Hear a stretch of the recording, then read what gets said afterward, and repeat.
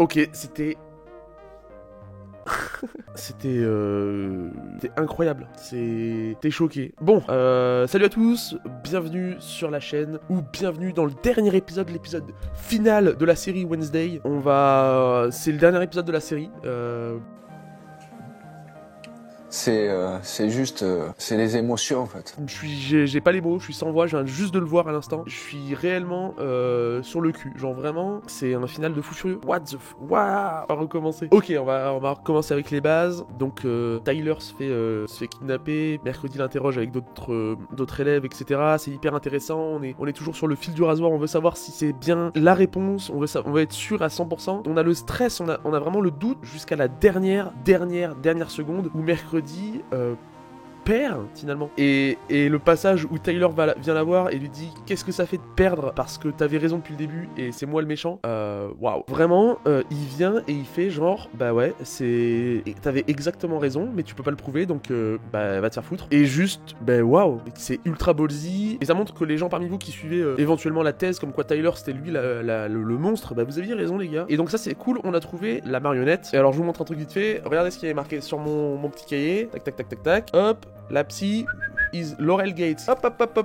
Qu'est-ce qu'on apprend de la part de Eugène, le frérot qui était comme ça dans son lit de prison là son lit de prison? Non, dans son lit d'hôpital, il est comme ça, le mec, il fait oh, mais mercredi, moi c'est pas des bottes noires que j'ai vu mettre le feu à la caverne, c'est des bottes rouges. Et qui est-ce qui a des bottes rouges dans la série?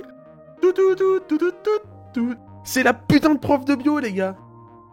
C'était la putain de prof de bio depuis le début. La marionnettiste, c'est la prof de bio. Enfin, de botanique, là, ou je sais pas quoi. Qui n'est en fait pas du tout du prof de botanique, ou enfin, j'en sais rien, tu sais. Tu pourrais peut-être passer un diplôme. Mais en tout cas, c'est Laurel Gates. C'est la descendante de la famille Crackstone, qui a complètement pété un boulon. Ne faites pas un boulon! Ne faites pas un boulon! Et ce qui est vraiment... On l'a vu venir un peu. On va pas se mentir.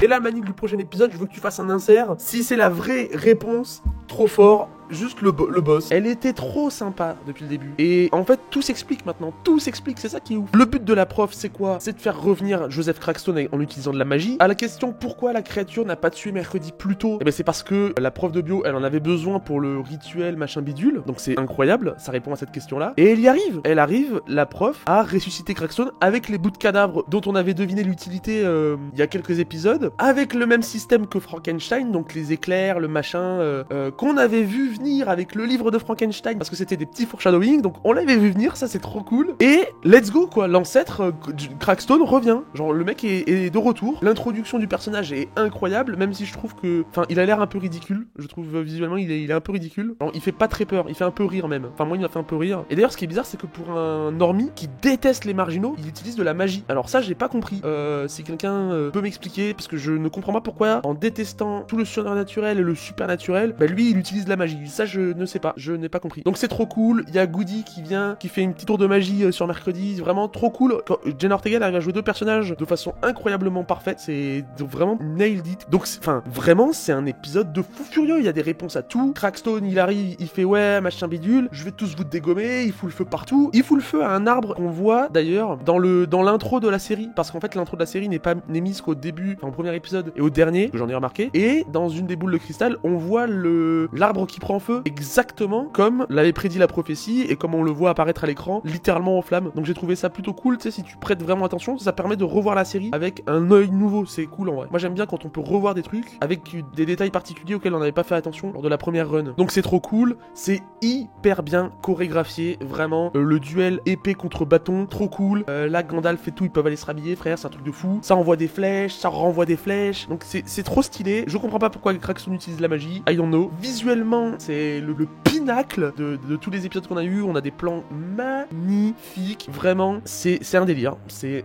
un délire. Vraiment, du début à la fin, la série n'aura absolument pas perdu en qualité. Donc c'est vraiment cool sur ce point-là. Petit bémol, je trouve personnellement, mais c'est juste un avis perso, parce que voilà, je trouve que Crackstone est assez rapidement battu, ou assez facilement battu en tout cas. Je me demande s'il peut revenir un jour ou quoi. Enfin en tout cas, je trouve qu'il a été vraiment très vite battu, sachant qu'il a un potentiel méchant très puissant. Alors c'est un épisode de 1 heure, donc forcément, on pouvait pas s'attendre à avoir Avengers Endgame sous le nez, donc c'était sûr qu'on n'allait pas avoir un combat de 2 heures. Mais je trouve qu'il est très facilement battu, c'est un peu dommage. C'est un peu dommage, ça reste du très haut niveau aussi, y a pas de souci. Et donc, la prof de bio, elle l'est battue, enfin en tout cas, on voit pas ce qu'elle devient, on sait que mercredi lui met un gros coup de pied dans la gueule, mais on ne sait pas ce qu'elle devient, on ne voit pas du tout de plan de elle, contrairement à Tyler, qu'on revoit se transformer dans le camion. Donc on ne sait pas si elle sera de retour dans la saison 2, j'espère qu'il y aura une saison 2. Genre vraiment, il nous faut une saison 2, c'est pas j'espère, c'est il nous faut une saison 2. Une super série. Ça aurait été vraiment parfait qu'elle sorte pour Halloween, je sais pas pourquoi elle est sortie au mois de novembre, c'est bizarre. Si elle était sortie au mois d'octobre, qui est le mois où c'est Halloween en fait, c'est le mois d'octobre, ça aurait été parfait, ça aurait été vraiment pixel perfect. Mais c'est aussi intéressant de l'avoir à novembre, parce que novembre c'est un mois qui est un peu pourri, tout le monde s'en fout de novembre en vrai, c'est un mois qui est nul à chier. Donc ça nous a tenu compagnie, ça fait quand même plaisir. Le show nous dit qu'il y aura peut-être une suite, parce que ça finit sur des cliffhangers de fou furieux. On veut en savoir plus sur tout un tas de choses, et comme le dit mercredi, hein, le suspense nous fait mourir.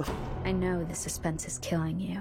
Et c'est vrai. On veut savoir s'il n'y a pas une conspiration plus grande que ça. Et on a besoin d'une saison 2 qui se développe, qui développe l'univers et qui continue dans cette lancée. Parce que c'est vraiment une série de fou. Je suis trop content qu'on ait eu ce truc-là en fin d'année, en cadeau de Noël. Ça fait super plaisir. Ça m'a fait super plaisir de partager ces épisodes avec vous. Un épisode par jour sur une semaine, c'est quand même plutôt rigolo en vrai. Vraiment, chapeau bas, Tim Burton. Merci beaucoup. Très cool. Très cool. La série est d'ores et déjà un classique. En tout cas, moi personnellement, je vous remercie à vous d'être passé sur la chaîne, d'avoir peut-être découvert la chaîne sur ces vidéos-là. On se retrouve bientôt pour plein de nouvelles vidéos. Avec le mois de décembre qui arrive, vous devinez forcément ce qui va se passer. Vidéo de Noël et tout, ça va être un délire. Et je vous souhaite une belle journée. Salut!